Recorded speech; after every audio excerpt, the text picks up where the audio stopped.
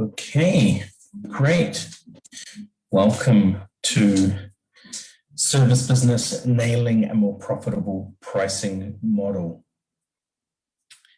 Now, just before we get started, please jump on and give us a thumbs up, drop something in the comments if you have any questions. I'd like to try to answer questions as much as I can through this process, so please feel free to do that. And we will get started. Now, I'm working across a couple of screens here, so do bear with me while I work across these screens.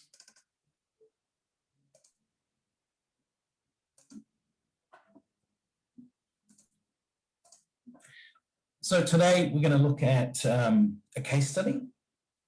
We'll look at how, for this particular customer, we changed their sales process to get more sales with less effort. And it's something that, every service business, I think, should look at. We're also going to talk about a simple quoting to qualify leads. And, I think this is most relevant for those businesses where they typically quote jobs, but also it can be included in other types of pricing as well, just from an overall framework and thinking about how you set prices. And then we also added some psychology-based pricing to get better profit margins. And I really like this stuff. It's really fun.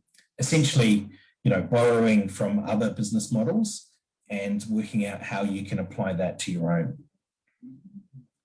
So, this case study is based on a commercial cleaning business that I worked with recently. And, what happened from going through this process is, we found an extra 100% on new clients. We found we were able to create more time for client relationships, simplifying the process. We increased referral work because we had a process that had better relationships, and the overall increase, because we had an increase in new clients, but we couldn't necessarily bring all the old clients up to that same level. Overall, it was about a 40% increase in profit, so almost increased by half again. And over time, that will go up as clients cycle through, but also we put in place a repricing program to bring some of those older clients up to the newer pricing as well. And the other thing that the owner was able to do here was reduce to 3 days a week. And that was really critical. That was a key goal as part of the strategy. So, what is the best practice for a sales process? It really needs to be simple. It needs to be aligned to the strategy. That's really critical, because alignment to a strategy is, if you're working towards something and it's not aligned to your strategy, you can easily get off track, right? If you're looking at high quality, but you've got a sales process that's focused on speed and processing high volumes, that's not. So there is an element there. That leads into fit for purpose. So my sales process should fit my business and my strategy. It's really important to measure your sales process, and most people often they just look at sales volume, but we want to understand how effective we are at this in the sales process at various points. So we have to measure a bit more than that. And another key thing is keep refining, keep adjusting and changing and experimenting with things.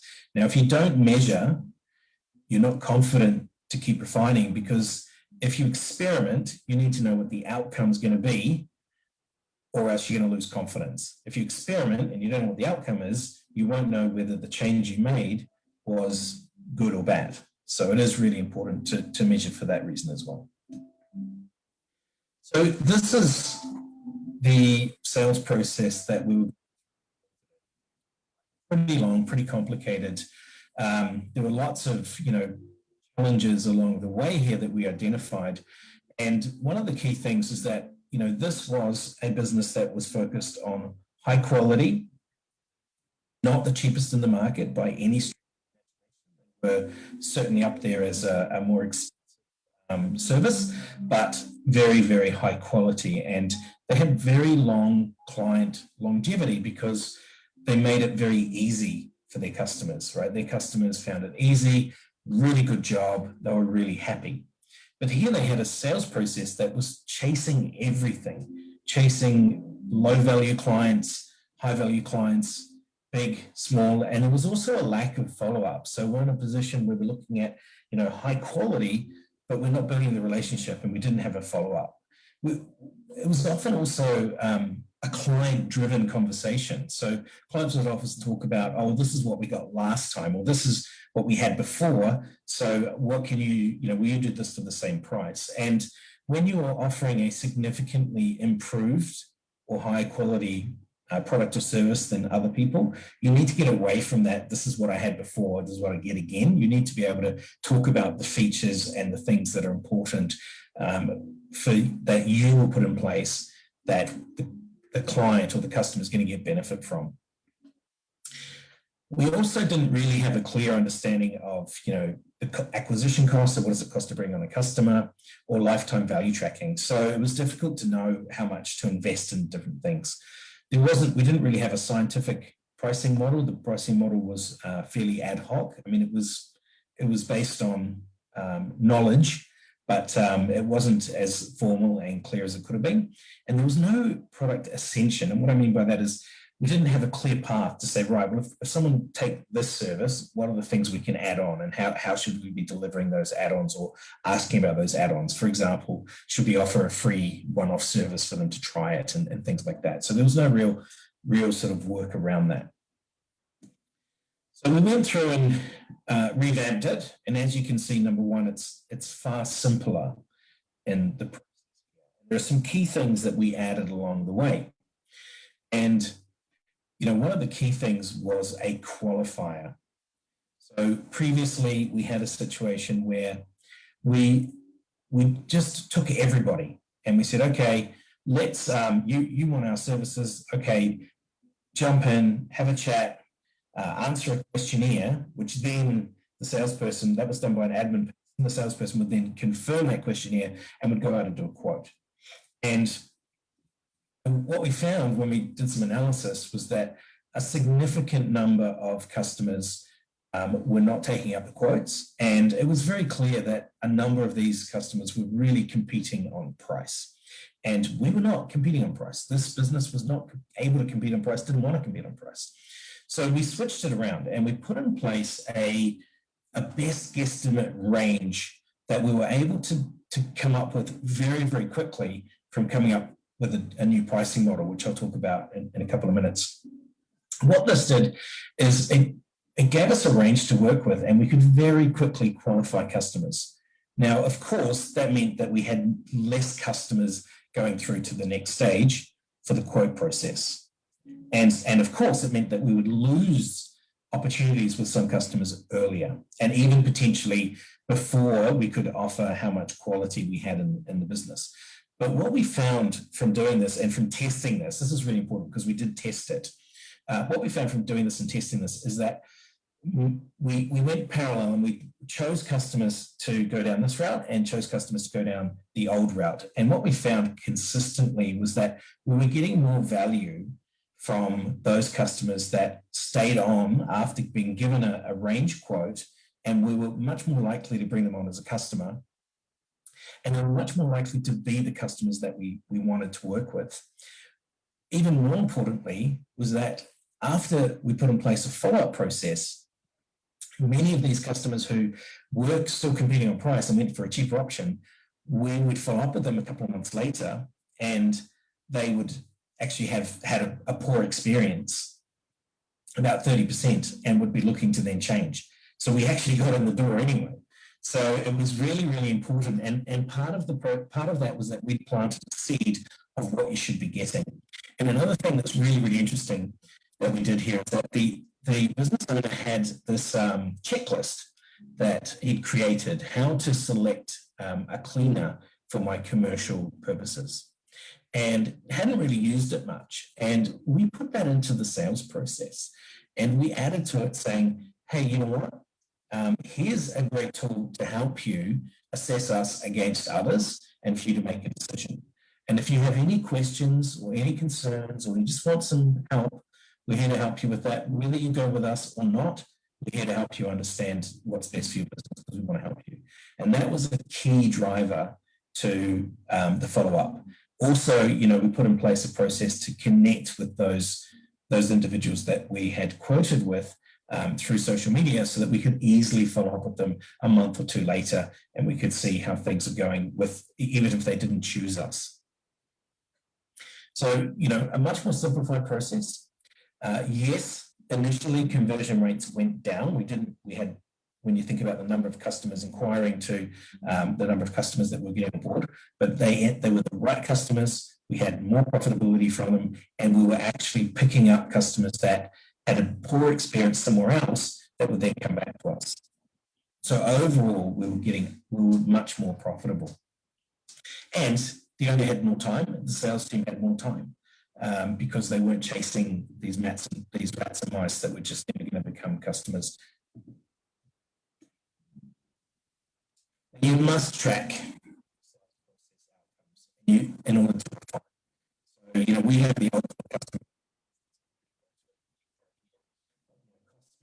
service. You need to really track these 4, because if you change your cost structure, or if you want to change quality, these things are very closely related. Quality and service, depending on your business. If you're a low-cost provider, then of cost and service are closely linked. If you're a high-quality provider, then cost and service is closely linked. If you are, if you're someone who provides emergency services, then speed and service will be closely linked.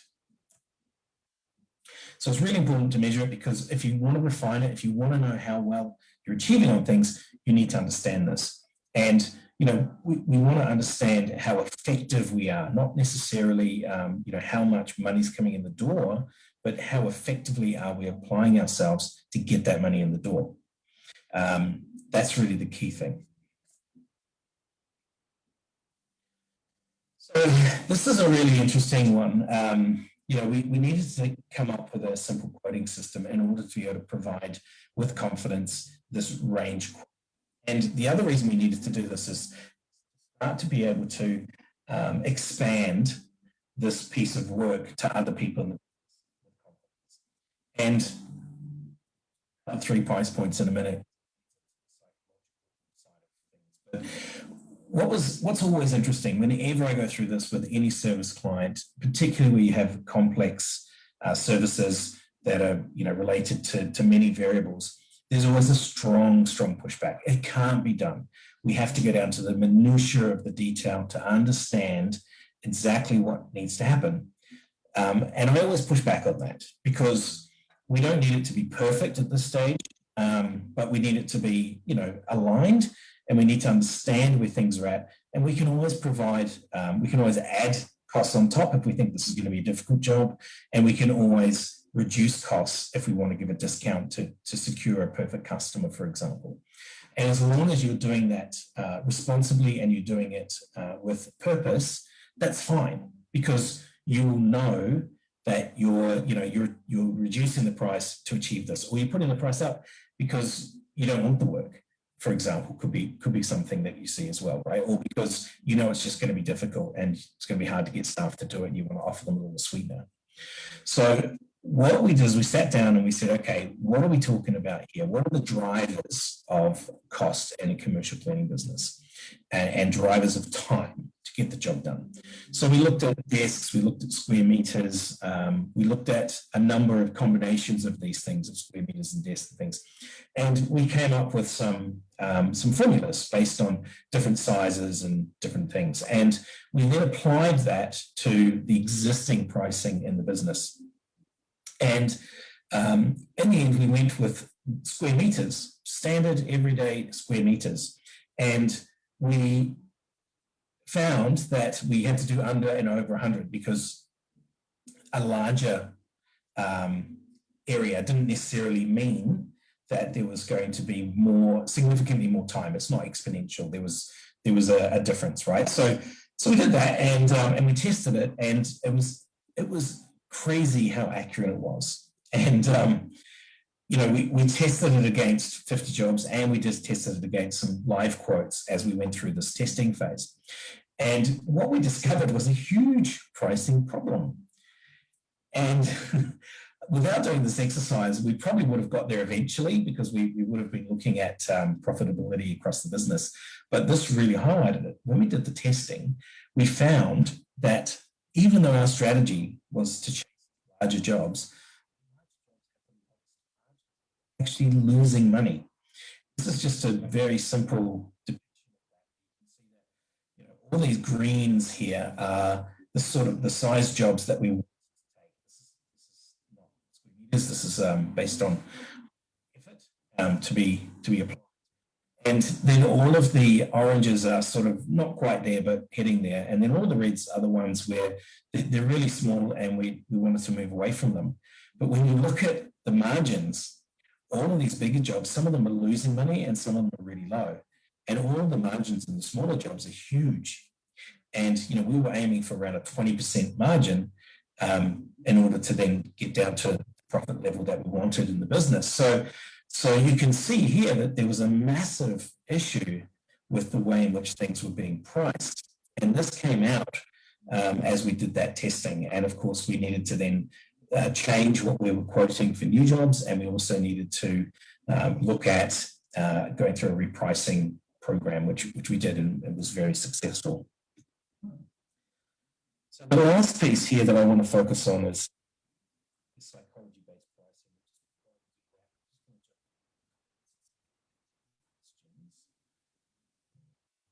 I don't see any questions at the moment. If you have any, please, feel free. Seems to be a little bit of a lag here with sort of on the home straight now. And what I wanted to focus on here is psychology. And I think it's really important to look at the difference between value-based and cost-based. And many service businesses focus on they're trying to compete at the lowest denominator, and they're trying to underquote other people.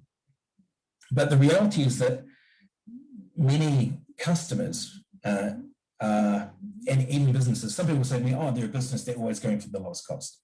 But that's not entirely true. A business needs to be sustainable. A business needs to continue on, and they want your service to help with that sustainability and that continuance. So really, they're looking for value. And human beings typically look for value. And if you go back to our ultimate customer value metrics, this just so happens for analytical pieces that people decide on when they think of value. They think of the cost, they think of how quality, and they think of the service. Is it supported? Do I trust them? Do I get, I'm getting what I expect. So people really buy on value rather than cost. I think that's the first step. Now we've found that 3 options work best, but of course you. And so what we're talking about here is creating a pricing model. You're giving people options. And that means you need to have somewhat of a menu-based, menu-based price list. And that can be a challenge for people that are quoting, but it's a challenge you can get, especially if you have a good pricing model. So each ascension must be profitable, right? So the first option is a low cost, low value. And this is what I call, keeping people out of jail, right? This is the get you out of jail scenario. This is bare bones. So I can offer you this service, but it's sort of bare bones and it's not sexy. And if you've got an OH&S issue or something like that, it's going to keep you out of prison. It's going to get you there, but no frills, and it is what it is. And then you have an option 2. Now, this is a really good value option. This is hard to beat. When you compare the two, you're saying, well, getting out of jail, but hold on, Option 2, I get all of these extras. Now, many of these extras don't cost a lot of extra time and effort for you. And you need to make sure that's true, because you don't want to be adding a whole lot of extras and this price just blows out and suddenly your margins come way down and you're actually better off selling get out of jail. That's not what you're trying to do here. You're trying to arrange these prices so that option 2 looks more attractive than option 1. And then you have option 3, which is your premium. And this is really for those people and businesses that want a status symbol. And so for the commercial cleaning business, what was really interesting is that the status symbol type businesses were those professional services businesses that they're working with, accounting firms, insurance businesses. These businesses, they wanted a really super sparkling, clean, environment for their staff, because they pay their staff a ton of money and they want them to be happy at work and they can afford it. For them, it's a small cost. So there were people that wanted that premium and they were happy to pay it. And they want to be able to say, yes, we're offering, we're getting what we paid for.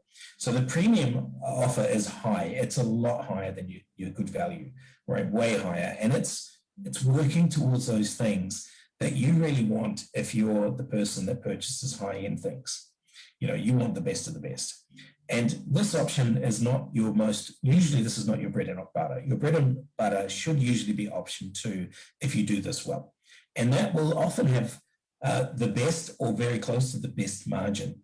Now, it really depends on your business. If you're already at a premium status, then this will look a little bit different to you, but you'll still have the same 3 options, and your premium will be like your super elite. And what you'll find is that not that many people want to go for the get out of jail, although there are some, of course. Most people are going to be interested in the good value, and you have an option then to drive them towards an upgrade in the future. For all of these 3 options, you actually have the option to drive them. So you can check in and say, hey, how's your get out of jail plan going? We would like this, we'd like that, we'd like something else. Oh, okay, well, why don't we relook at our good value option? Right? So that gives you that chance to have that conversation with your customers, which is super valuable. So prior to this, often people were offering 1 or 2 quotes, but there was no structure around what do you get for one or the other and why do you get it? So once you have this in place, you also need to have like a proof pack. So here's an example of the psychology-based pricing, and it's not exactly the same, but you can see here, you've got 3 items, you've got 6 items, you've got, 8 numbers. This is just for Zoom, which I'm using right now. So, just gives you an example. And this has been stolen from these types of SaaS businesses that Now, as I mentioned, you've got to have the pricing, the menu-based pricing system, but you can add additional things. You can add consumables, for example. And you need to have those good add-ons that are low cost, but add margin. You can put this in place and you can test this in any business. You need to sit down and work out what's valuable to you. And as I mentioned earlier, even if you do quoting for each job, you can still put this in place. But of course, you're coming up with 3 prices. So you want to have a good pricing model where you can just essentially enter the details into one, and then what's going to happen is it's going to build out the other pricing models for you, because otherwise it's going to take you hours and hours potentially to price a job, and that's not really helpful. What you're trying to do is systemize this so that it's effective. So you obviously could very easily, if you've got a picking system where you say, okay, I pick all these items, you could very easily have a 3-tier pricing for that, right? Pricing 1, you pick these items and it has price 1. Pricing 2, maybe you pick the same items and it's got a little bit more price on it, or a little bit lower price on it, but you pick some additional items for item 2. So you can have a sort of a pick list like that and do the trick. And in this business, we did have bespoke pricing for each job. I think over time, we would move towards something that's a bit more standard, because you'll start to see some similarities. But if you're in a quoting business, it's a big ask to ask you to switch to a menu-based. It's hard to get your head around immediately. So it's absolutely still possible. So really, that's it for the presentation today. Again, I'm just going to check the comments. I don't see any comments here at the moment. Thank you for joining me. I do just want to highlight that, if you do want some help talking about any of your processes, your strategies, I've actually got a workshop coming up this Saturday that talks all about getting more profit into your business. Using our proven framework. So we have a proven framework for profitable growth, which has delivered over $7 in benefits and extra years.